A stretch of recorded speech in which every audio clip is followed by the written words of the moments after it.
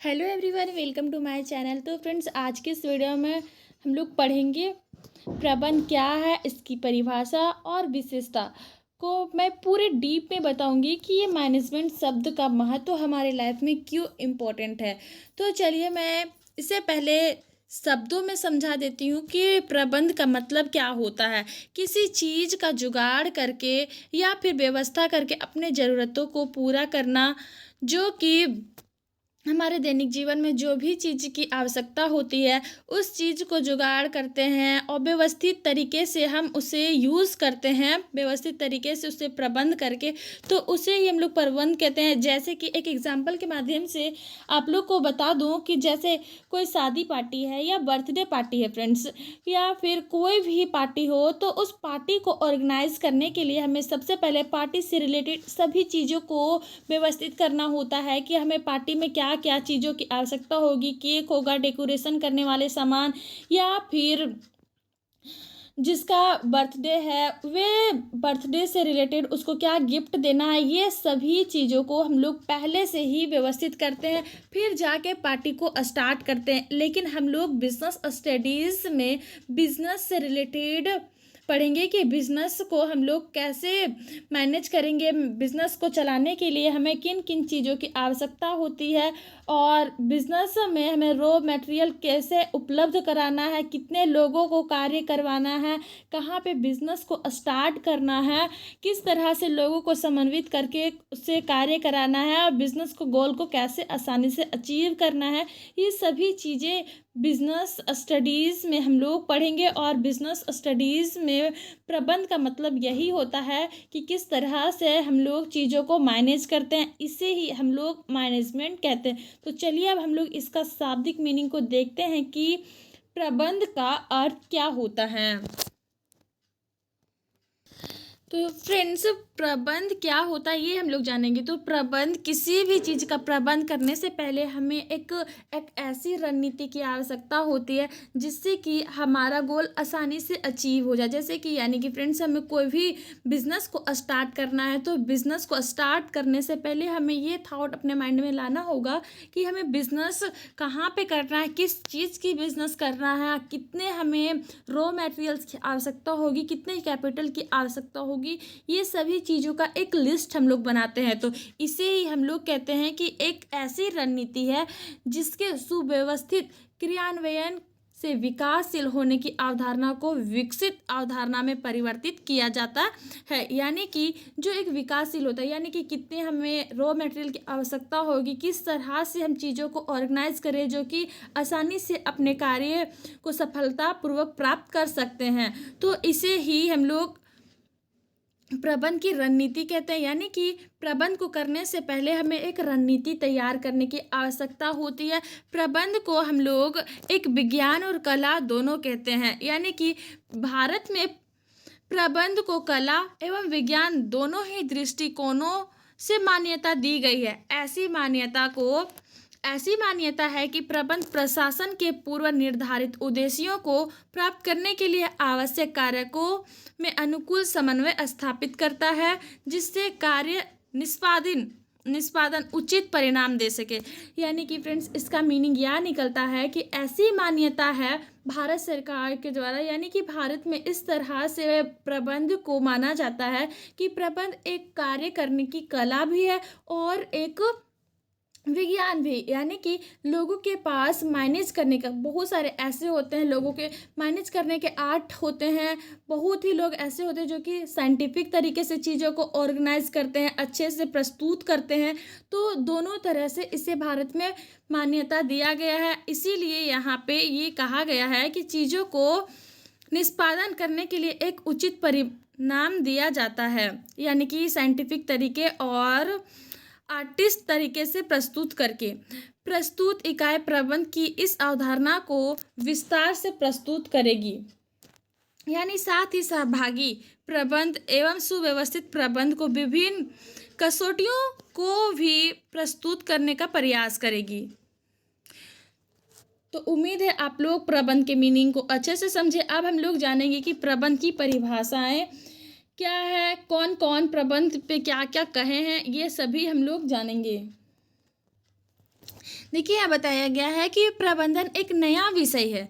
यानी कि बहुत सारे लोग पहले ऐसे करते थे फ्रेंड्स, किसी भी कार्य को करने के लिए कोई प्लानिंग नहीं होता था, किसी तरह का कोई सोच विचार नहीं होता था कि किस तरह से चीज़ों को करना नहीं करना है, और जैसे तैसे अपने कार्य को कर रहे हैं और उनका कोई गोल ही नहीं होता था। तो इसीलिए यहाँ पे प्रबंधन को एक नया विषय के रूप में माना गया है। विकसित और विकासशील राष्ट्रों में खास तौर से प्रबंधन एक नया आयाम दिया है। यानी कि जैसे कि औद्योगिक क्रांति के बाद जो हुआ, प्रबंधकीय महत्व बहुत ही ज़्यादा बढ़ गया। यानी कि जब औद्योगिक क्रांति हुआ था, उसके बाद से प्रबंधकीय यानी कि जो मैनेजमेंट है उसका इम्पोर्टेंस को बढ़ा दिया गया है। क्योंकि जब औद्योगिक क्रांति हुआ तब सभी चीज़ों को एक अच्छे तरीके से, क्रमबद्ध तरीके से प्लानिंग करके प्रबंध करने के बाद ही औद्योगिक क्रांति से जीत मिली। किंतु औपचारिक अध्ययन की दृष्टि से प्रबंधन का क्षेत्र नया ही है।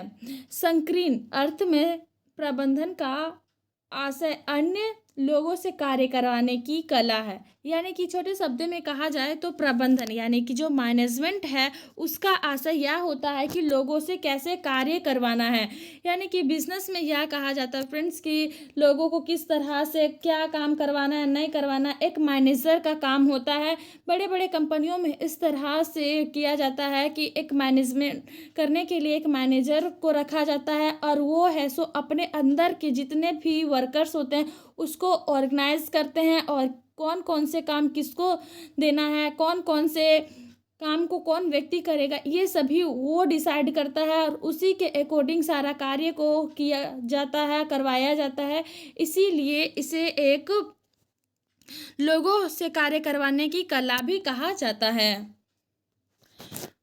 विस्तृत विस्तृत अर्थों में अगर प्रबंधन के अर्थ को समझे तो निर्धारित लक्ष्यों की प्राप्ति के लिए मानवीय व्यवहार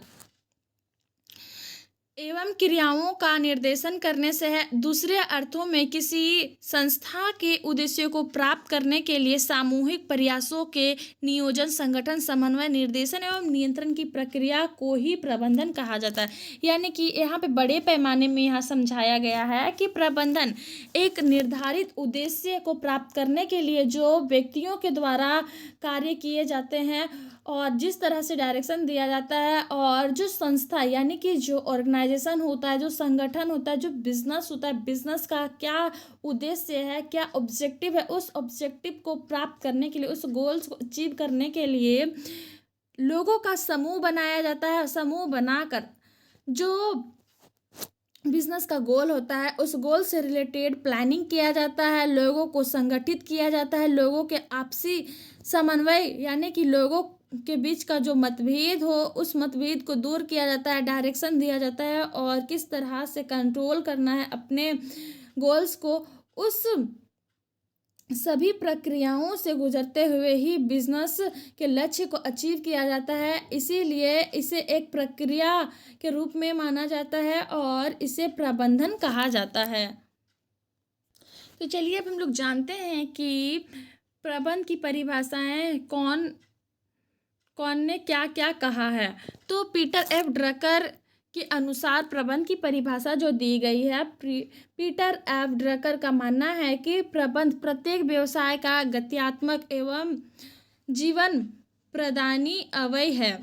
इसके नेतृत्व के अभाव में उत्पत्ति के साधन केवल साधन मात्र रह जाते हैं, कभी भी उत्पादन नहीं बन पाते। यानी कि पीटर एफ ड्रकर का मानना है कि अगर कोई भी बिजनेस किया जाता है, कोई भी जीवन को प्रदान किया जाता है, तो इसके नेतृत्व के अभाव में अगर प्रबंधन नहीं किया जाएगा, किसी भी तरह का कोई बिजनेस स्टार्ट किया गया है और उसे अगर किसी तरह की कोई भी चीज़ का कमी होता है और उसे अगर मैनेज नहीं किया जाएगा, किसी व्यक्ति का अगर उसमें अभाव होता है और उस चीज़ को पूरा नहीं किया जाता है, बिजनेस में क्या रॉ मटेरियल कम हो रहे हैं, कौन व्यक्ति किस तरह से काम कर रहा है बिजनेस के अंदर, ये इस चीज़ का देख रेख नहीं किया जाएगा, अच्छे से अगर प्रबंधन नहीं किया जाएगा तो इस तरह से बिजनेस लॉस सह सकता है, उसे कभी प्रॉफिट नहीं होगा। तो इसीलिए यहाँ पे पीटर एफ ड्रकर का मानना है कि प्रबंध प्रत्येक व्यवसाय के लिए एक गत्यात्मक एवं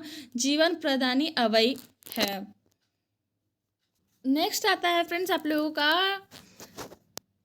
प्रोफेसर एडविन एम रॉबिन्सन के अनुसार जो प्रबंधन होता है, प्रबंध किया जाता है, यहाँ पे वो क्या कहे हैं, तो उन्होंने कहा है कि कोई भी व्यवसाय स्वयं नहीं चल सकता है, चाहे वह कोई भी स्थिति में क्यों ना हो। यानी कि फ्रेंड्स, कभी भी कोई भी बिजनेस करने के लिए लोगों की आवश्यकता होती है, एक नियम की आवश्यकता होती है। अगर कोई भी चीज़ एक नियमानुसार किया जाए, एक क्रमबद्ध तरीके से बिजनेस चलाया जाए, कोई भी मैनेजमेंट किया जाए, तो वो अपने लक्ष्य को आसानी से प्राप्त कर सकता है। और अगर किसी भी बिजनेस को स्वयं अगर उसे छोड़ दे अपनी हाल में, तो वो बिजनेस कभी सक्सेस नहीं हो सकता है। इसीलिए प्रोफेसर एडविन एम रॉबिन्सन का मानना है कि कोई भी व्यवसाय स्वयं नहीं चल सकता है, चाहे वो कोई भी स्थिति में क्यों ना हो। बहुत सारे ऐसे बिजनेस, जैसे कि मान लीजिए बहुत सारा बिजनेस ऑटोमेटिक वो अच्छे हालात में है, और अगर अचानक से वहाँ पे वर्कर्स जाना छोड़ दे या फिर किसी तरह की कोई कमी होने लगे और उसे पूरा नहीं किया जा रहा है, तो ऑटोमेटिक है कि वो नीचे की ओर गिरने लगेगा और बिजनेस लॉस की ओर जाने लगेगा। इसीलिए किसी भी बिजनेस को चलाने के लिए मैनेजमेंट की आवश्यकता बहुत ज़रूरी है। एक नियम की होना बहुत ही ज़्यादा इम्पोर्टेंट रखता है। नेक्स्ट आता है फ्रेंड्स, हेनरी फ्योल के अनुसार प्रबंध की जो परिभाषा दी गई है, वो बताए हैं कि प्रबंध एक सार्वभौमिक प्रक्रिया है। यानी कि फ्रेंड्स, जैसे कि हम सभी आप लोग फील कर सकते हैं कि जो प्रबंध होता है वो सार्वभौमिक प्रक्रिया, ये हर क्षेत्र में प्रबंध की आवश्यकता होती है। यानी कि हमें अपने घर के काम से लेके बाहर के जितने भी कार्य, सुबह उठने से लेके रात तक कुछ ना कुछ हम लोग अपने आप में प्रबंध कर रहे होते हैं। इसीलिए हेनरी फ्योल का मानना है कि जो प्रबंध शब्द है वो एक सार्वभौमिक क्रिया है, जो कि प्रत्येक संस्था में, चाहे वो आर्थिक हो, सामाजिक हो, धार्मिक हो या राजनीतिक या पारिवारिक हो, व्यवसायिक समान रूप से संपन्न की जाती है। यानी कि सभी क्षेत्रों में प्रबंध की ही भूमिका होती है। हर क्षेत्र में हम लोग प्रबंध कर रहे होते हैं। तो फ्रेंड्स, हमें प्रबंध की परिभाषाओं को विवेचना करने, यानी कि उसको अध्ययन करने के बाद हमें यह परिणाम मिला कि उपरोक्त परिभाषाओं की विवेचना करने से यह स्पष्ट हो जाता है कि प्रबंध एक कलात्मक एवं वैज्ञानिक प्रक्रिया है।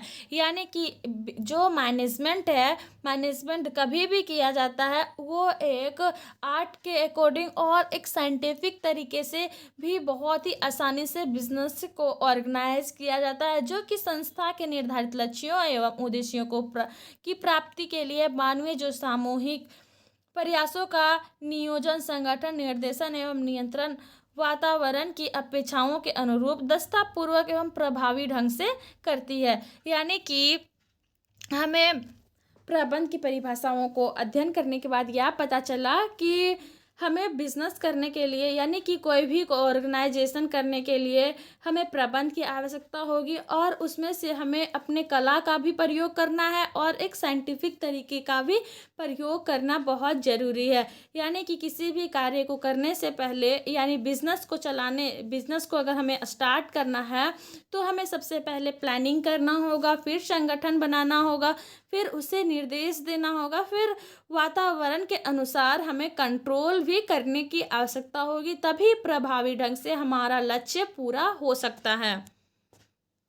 अब चलिए फ्रेंड्स, हम लोग जानते हैं कि प्रबंध की परिभाषाएं क्या है। विभिन्न विद्वानों द्वारा प्रबंध के संबंध में दी गई उपयुक्त परिभाषाओं का अध्ययन करने से इसकी निम्नलिखित विशेषताओं का निरूपण किया जा सकता है। आइए इन्हें क्रमबद्ध ढंग से हम लोग समझने का प्रयास करते हैं। यानी कि फ्रेंड्स, जो विभिन्न विद्वानों ने प्रबंध के बारे में बताए, वे सभी विद्वानों के बातों को हम लोग समझते हुए एक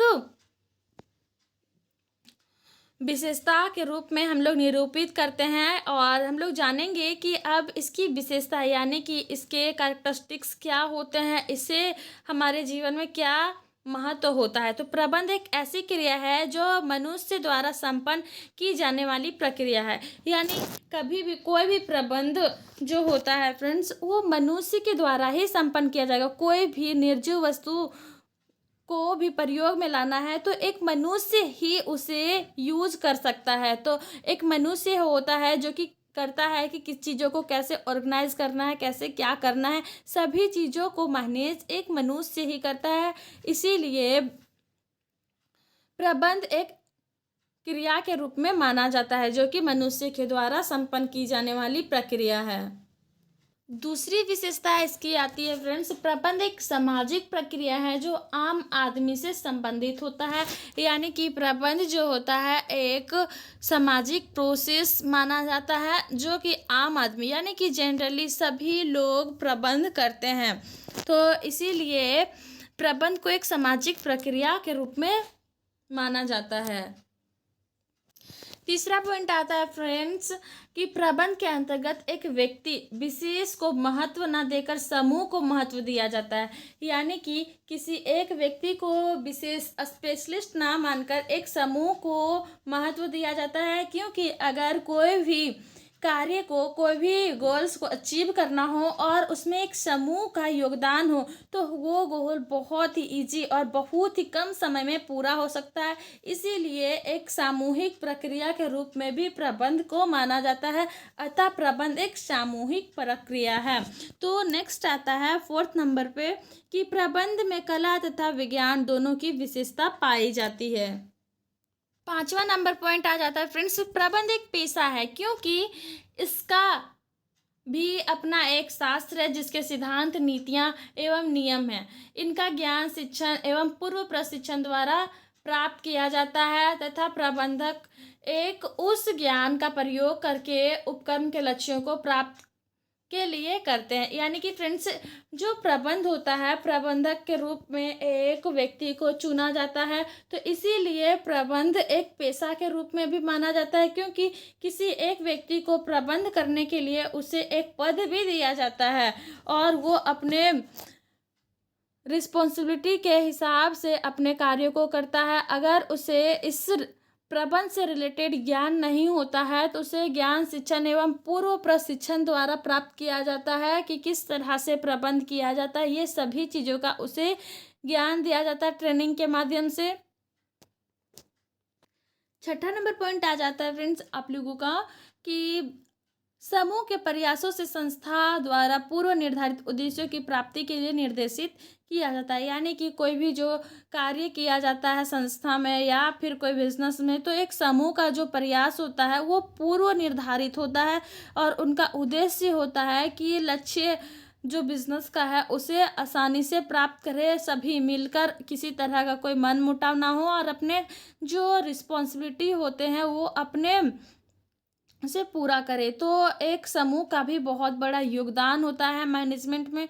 तो आज के लिए इतना ही फ्रेंड्स। उम्मीद है ये वीडियो आप लोगों के लिए काफ़ी यूज़फुल होगा और आप लोगों के एग्ज़ाम में ये क्वेश्चन आए तो आप लोग आसानी से इसका आंसर दे पाएंगे। तो आज के लिए इतना ही, धन्यवाद।